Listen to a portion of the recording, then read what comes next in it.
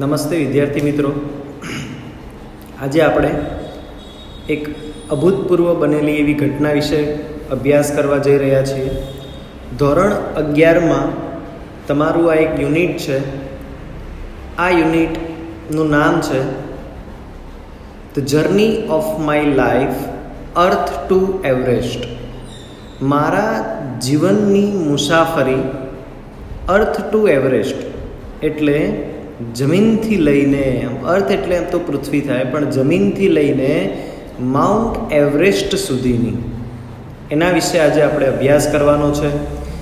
ખૂબ જ પ્રેરણાદાયક એવી વાર્તા કહી શકાય અરુણિમા સિન્હાની. ધોરણ 11નો બહુ અગત્યનો આ પાઠ છે. શરૂઆત કરીએ. શરૂઆતમાં અહીંયા આપણને આ પાઠનો સારાંશ આપેલો છે. Arunima Sinha was a national level volleyball player. એટલે અરુણિમા સિન્હા એ નેશનલ લેવલના વોલીબોલ પ્લેયર હતા, રાષ્ટ્રીય કક્ષાની. When she was travelling on a train, જ્યારે ટ્રેનમાં મુસાફરી કરી રહી હતી, some thugs try to snatch her golden chain. ત્યારે કેટલાક થગ્સ, લૂંટારુઓએ તેના ચેઇનને ખેંચવાનો પ્રયત્ન કર્યો. સી ફાઉટ બેક, તેણીએ વળતી લડત આપી. But was thrown out of speeding train, પણ તેને ઝડપથી, સ્પીડિંગ ટ્રેન એટલે ઝડપથી ચાલી આવતી ટ્રેનમાં, ઝડપથી જતી ટ્રેનમાંથી ફેંકી દેવામાં આવી. And lost her left leg, અને એણે ડાબો પગ ગુમાવ્યો. This happen when she was 24. આવું ત્યારે બન્યું જ્યારે 24 વર્ષની હતી. However this accident never affected her spirit.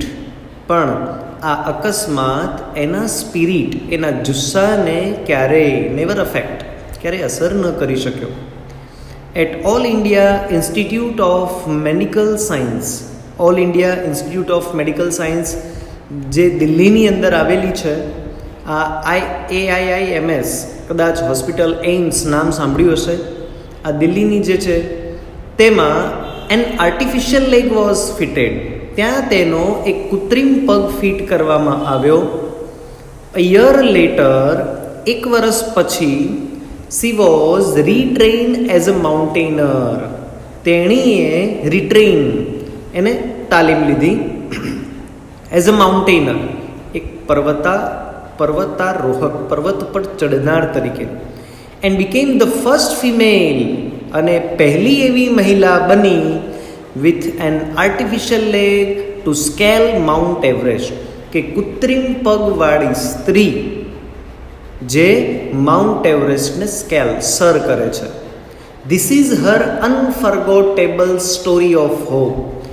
આ જે વાર્તા છે, અનફર્ગોટેબલ સ્ટોરી, ક્યારેય ન ભૂલી શકાય તેવી વાર્તા, ઓફ હોપ, આશાની, કરેજ, હિંમતની, એન્ડ ઇન્સ્પિરેશન્સ, અને એ આપણને પ્રેરણા પણ આપે છે.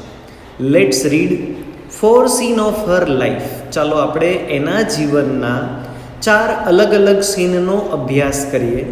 નેરેટેડ ઇન હર ઓવન વર્ડ્સ, જેણે પોતાના શબ્દોમાં વર્ણવ્યા છે. મિત્રો, અહીંયા આપણને 4 સીન આપેલા છે. એક આજના વિડીયોમાં આપણે 2 સીનનો અભ્યાસ કરીશું. બીજા વિડીયોમાં બાકીના 2 વિડીયોનો અભ્યાસ કરવાનો છે. ઓકે, તો જોઈએ એના વિશે. સીન ફર્સ્ટ છે. હવે આ સીનની અંદર અરુણિમા ટ્રેનમાં ટ્રાવેલિંગ કરી રહી છે, એનું વર્ણન આપ્યું છે. જોઈએ. I had started dozing. Dozing means ઝોલા ખાવા, ઘેન ચડે ત્યારે માથું પડી જાય એવું થાય ને, એને ડોઝિંગ કહેવાય. આઈ હેડ સ્ટાર્ટેડ ડોઝિંગ, કે મને ઝોકા આવવાની શરૂઆત થઈ હતી. માય આઈઝ વેર ક્લોઝડ, મારી આંખો બંધ હતી. But my mind was awake, પણ મારું મગજ છે ને જાગૃત હતું. આપણે ટ્રેનમાં મુસાફરી કરતા હોય, આંખો બંધ હોય, પણ ટ્રેન ચાલતી હોય એટલે મન જાગતું હોય આપણું. આઈ રિમેમ્બર, મને યાદ છે. સમવન સેઇંગ ધેટ, કોઈક બોલી રહ્યું હતું, Bareilly would come after some time, થોડાક ટાઈમ પછી બરેલી આવશે. I was in deep sleep, deep thought, કે I was in deep thought, કે હું ઊંડા વિચારોમાં હતી. When I felt a tugging at my golden chain, hand tugging, કોઈ હાથ મારા સોનાના ચેઇનને સ્પર્શ કરવા જઈ રહ્યો હોય એવું મને ફીલ થયું. અ ગર્લ્સ સિક્સ સેન્સ, એક છોકરીનું સિક્સ સેન્સ એટલે એની છઠ્ઠી ઇન્દ્રિય, is always her best companion, એ હંમેશા એની શ્રેષ્ઠ સાથી બને છે. I instinctively open my eyes, મેં ઈરાદાપૂર્વક મારી આંખને ખોલી. And saw 4 or 5 young men around me, અને મેં મારી આસપાસમાં 4 થી 5 યુવાન પુરુષોને જોયા. ધેર ડ્રંકન લુક્સ, તેઓનો દેખાવ ડ્રંકન, પીધેલા હોય ને એવો હતો. એન્ડ બિહેવિયર, અને એમનું જે વર્તન હતું, gave me an inkling of their intention, તેમનો ઈરાદો શું છે એ મને ખબર પડી. I stood up in a flash, ચમકારામાં, પલકારામાં હું સ્ટૂડ અપ, ઊભી થઈ ગઈ. ટુ ટેલ ધેમ, તેમને કહેવા માટે, ધેટ કે I have no intention of parting with my chain, મારી ચેઇનને તમને આપવાનો કોઈ ઈરાદો નથી. So they came together at me, તેઓ ભેગા થઈને મારી સામે આવ્યા. હવે ઇવન ધો ધ કમ્પાર્ટમેન્ટ વોઝ ફૂલ, જોકે આ ટ્રેનનો આખો કમ્પાર્ટમેન્ટ એટલે ડબ્બો ફૂલ હતો.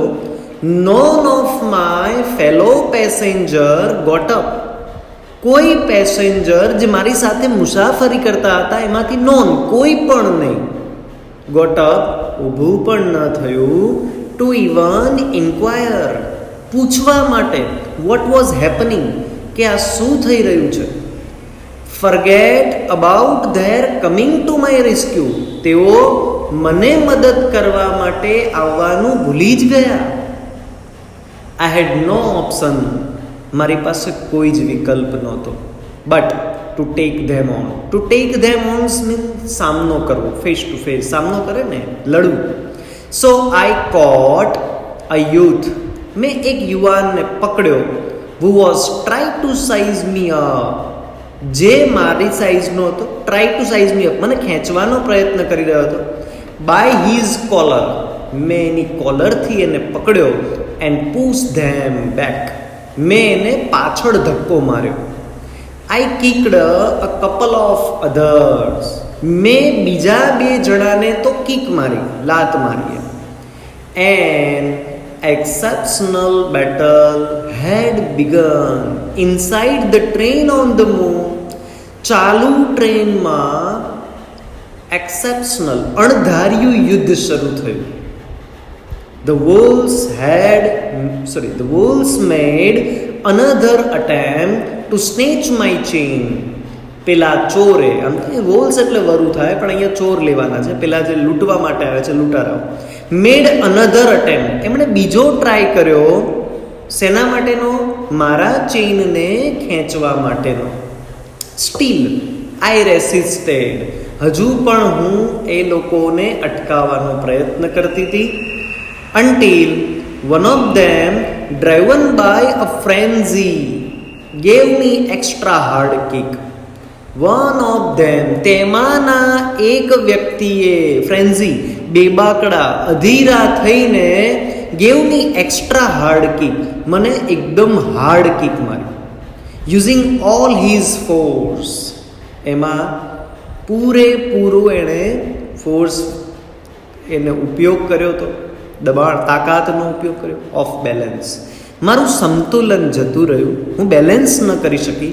I could not recover in time, હું રિકવર ન થઈ શકી, એટલે હું એને બચવાનો પ્રયત્ન કર્યો, પણ જ્યારે ફોર્સ અનએક્સેપ્શનલી આવે ત્યારે આપણે આપણા ઉપર કંટ્રોલ ન કરી શકીએ. આઈ literally flew out of the train. હું ટ્રેનમાંથી ઉડી. Steel holding my mobile phone. હજુ પણ મેં મારો મોબાઈલ ફોન મારા હાથમાં જ પકડેલો હતો. I was mid air. હું હવામાં હતી. When I flew right into another train moving on the next track. ટ્રેનની બાજુમાં નેક્સ્ટ ટ્રેક, બીજો જે ટ્રેક હતો પાટો, ત્યાં હું આઈ ફ્લ્યુ રાઇટ, હું ત્યાં ઉડીને પડી. My body heat moving steel. મારું જે શરીર હતું એ હલનચલન કરતું બંધ થઈ ગયું હતું. એન્ડ રિબાઉન્ડેડ. રિબાઉન્ડેડ એટલે પડી પાછું ઉછળે અને ફરી પાછા પડે ને, એને રિબાઉન્ડિંગ કહેવાય. To my train. હું મારા ટ્રેનમાંથી પડી, હું ગુલાટ મારતી હતી. This ping pong. આ જે હું પડી ઉછળી પાછી પડી, must have continue for several second. આ થોડાક સેકન્ડ સુધી ચાલુ રહ્યું. Before gravitational force pulled me down. Gravitational એટલે ગુરુત્વાકર્ષણ બળ, એ મને નીચેની તરફ ખેંચી રહ્યું હતું. Despite my efforts. મેં પ્રયત્ન કર્યા છતાં પણ my left leg fell on the track. મારો ડાબો પગ જે હતો ને, મેં પ્રયત્ન તો કર્યા ટ્રેકથી દૂર પડવા માટેના, પણ મારો ડાબો પગ એ ટ્રેક ઉપર રહી ગયો, એટલે પાટા ઉપર રહી ગયો. ઘચ અવાજ આવે છે, એના પગ કપાઈ ગયો છે. That was the sound of my leg. અહીંયા ગચ અવાજ જે આપ્યો છે, મારા પગનો અવાજ હતો. Getting chopped. મારો પગ ચીપાઈ ગયો, પીલાઈ ગયો. There was no one to hear my intense scream. અહીંયા કોઈ જ નહોતું જે મારી આ ઇન્ટેન્સ, તીવ્ર એવી આ જે ચીસ હતી એને કોઈ સાંભળે. રેલવેમાં ચાલુ ટ્રેનમાંથી પડે એટલે રેલવે એવી છે જ્યાં આજુબાજુમાં રેસિડેન્ટ કે એવું કશું હોતું નથી, એટલે કોઈ અવાજ સાંભળે નહીં. આઈ લે મોશનલેસ. હું સહેજ પણ હલનચલન કર્યા વગર ત્યાં રહી. For a while. થોડોક સમય સુધી. Watching the red tail. મને રેડ ટેલ, ટ્રેનની પાછળની જે ભાગ હોય, રેડ ટેલ એટલે આમ તો ટ્રેનને પૂંછડી ના હોય, પણ પાછળની જે ભાગ હતો ત્યાં લાલ રંગની લાઇટ થઈ રહી હતી. The train until it deemed and faded. ધીમે ધીમે આ લાલ કલરની લાઇટ એ હવે ડીમ થવા લાગી હતી. ફેડેડ મને ઝાંખું દેખાવા લાગ્યું હતું. Into darkness. મારામાં અંધકાર છવાઈ રહ્યો હતો. Then I fainted. પછી હું બેભાન થઈ ગઈ. મને કશું ખબર ના રહ્યું કે શું થયું એમ. એના પછી મિત્રો બીજો સીન સ્ટાર્ટ થાય છે. બીજા સીનમાં અરુણિમાને ખબર પડે છે કે તેને હોસ્પિટલમાં એડમિટ કરેલા છે. પહેલો સીન રેલવેનો એનો જે પોતાની સાથે બનેલી ઘટના હતી એનો હતો. સેકન્ડ સીનમાં કહે છે I was admitted to AIIMS Delhi. મને દિલ્હીના એમ્સમાં એડમિટ કરવામાં આવી. On the intense intervention of the PM. મને પીએમના ઇન્ટરવેશન, એમના દેખરેખ નીચે રાખવામાં આવી. The union government would bear the entire cost of my treatment. Union government એટલે સંઘ સરકારે મારી સારવારનો સંપૂર્ણ ખર્ચ પોતે ઉઠાવવાનું નક્કી કર્યું. સોન પછી AIIMS began issuing daily medical bulletin.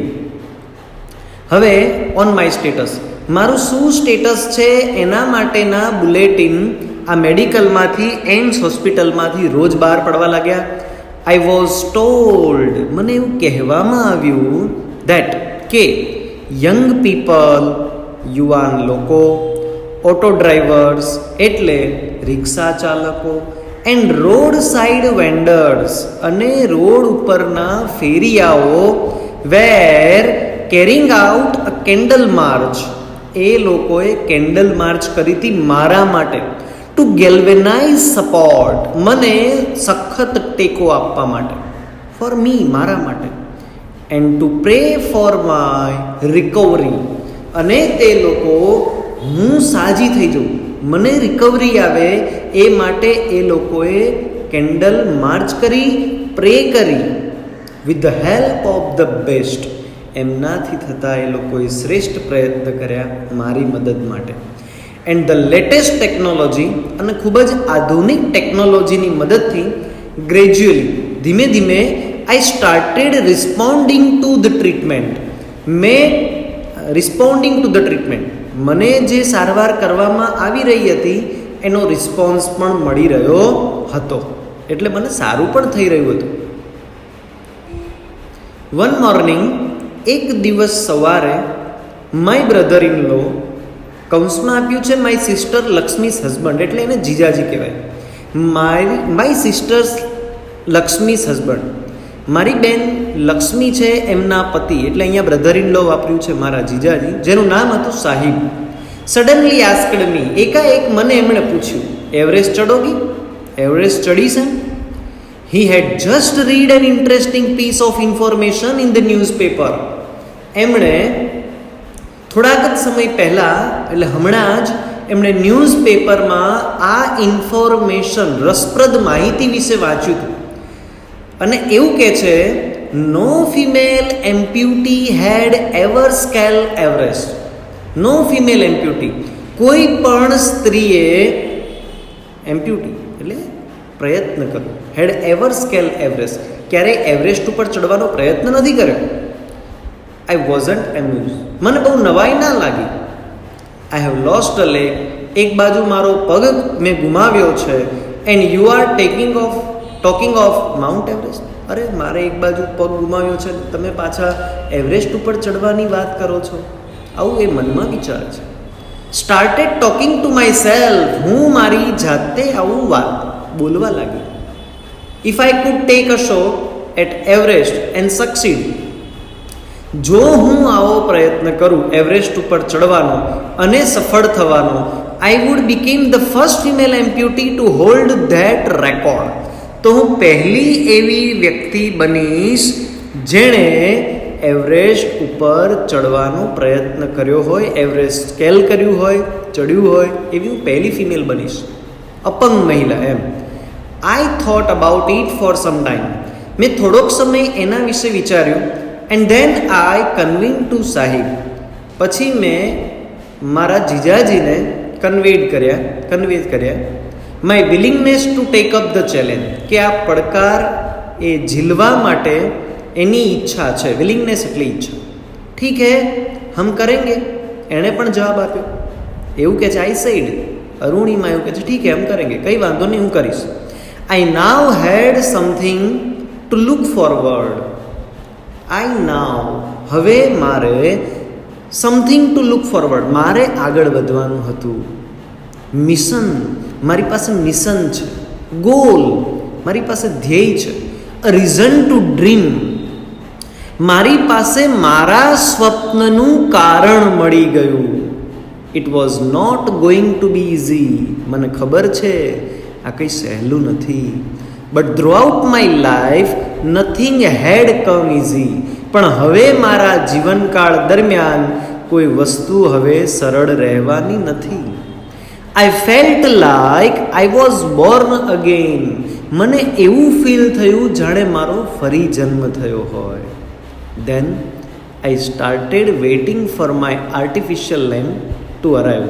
હવે હું મારા કૃત્રિમ પગ, આર્ટિફિશિયલ એટલે કૃત્રિમ, લેમ્બ એટલે અવયવ, પગ, ટુ અરાઇવ, એ આવે એની હું રાહ જોતી હતી.